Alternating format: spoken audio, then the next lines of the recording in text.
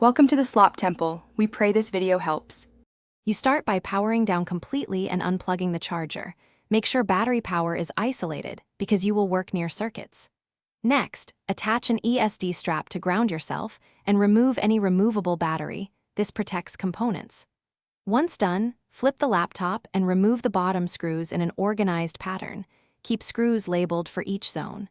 Make sure to use a plastic spudger to gently lift the chassis clips, because metal tools can damage the bezel and connector tabs. Once the bezel is off, you will expose the LCD frame.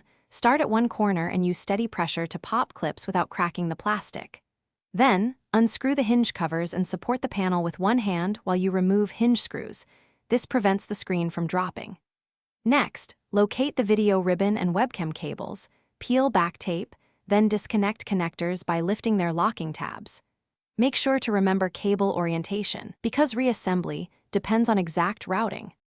You now align the new panel into the hinge mounts and loosely install hinge screws so the screen can be adjusted. Once aligned, tighten evenly. Reconnect the video ribbon and camera cables, reseal any adhesive, then reattach the bezel and bottom cover. Reinstall the battery, plug in power, and power on to test the display. If nothing appears, first power down and receipt cables. If still dark, connect an external monitor to distinguish backlight versus motherboard issues. Thanks for watching. Consider subscribing if we helped you.